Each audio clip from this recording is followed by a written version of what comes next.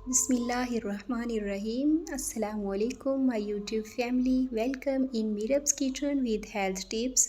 तो फ्रेंड्स, आज मैं आपसे शेयर करने जा रही हूँ हमारे रमज़ान के मोस्ट फेवरेट दही भल्ले की रेसिपी।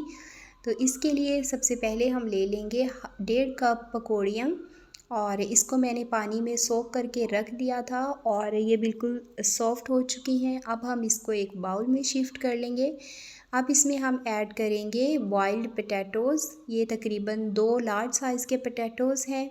अब इसमें हम ऐड कर देंगे एक मीडियम साइज़ का प्याज और एक सब्ज़ मिर्च, और अब इसमें हम ऐड कर देंगे एक टमाटर। सभी चीज़ों को हम बारीक चॉप करेंगे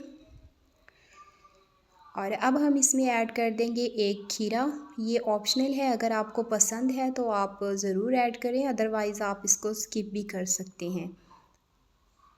तो अब मैं इसमें ऐड कर दूंगी सब्ज़ धनिया और पुदीना। थोड़ा सा पुदीना इसमें मैंने ऐड किया है क्योंकि हम इसको चटनी में भी ऐड करेंगे। तो अब सारे मिक्सचर को हम अच्छे से मिक्स कर लेंगे।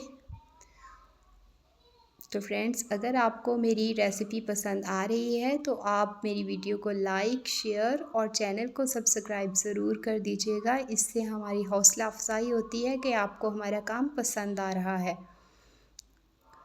तो अब इसमें मैं ऐड कर दूंगी हाफ़ टी स्पून काला नमक, हाफ़ टी स्पून काली मिर्च और 1 टीस्पून इसमें जाएगा चाट मसाला। चाट मसाला ज़रूर डालना है, ये हम स्किप नहीं कर सकते क्योंकि मेन टेस्ट और फ्लेवर इसी से आता है, खुशबू भी इसी से आती है।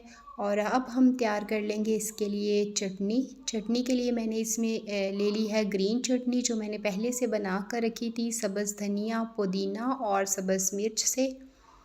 तो इसको हम दही में डालकर अच्छे से फेंट लेंगे ताकि दही की किसी भी तरह की गुठली न रहे।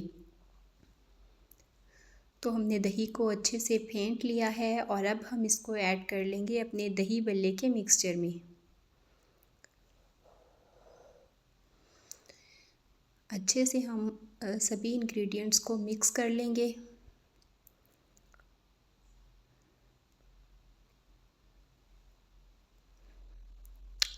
तो हमारे दही बल्ले जो हैं वो फाइनली तैयार हो चुके हैं।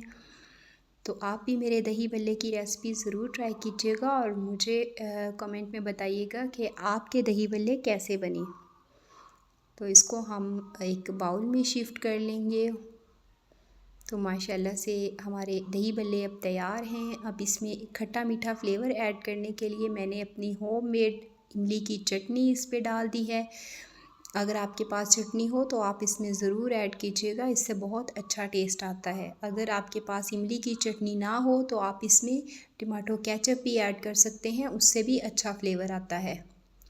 तो अब हम इसको अच्छे से मिक्स कर लेंगे और फाइनली हमारे दही भल्ले तैयार हैं। देखिए माशाल्लाह से लुक में भी बहुत अच्छे हैं और टेस्ट में भी बहुत अच्छे बने हैं।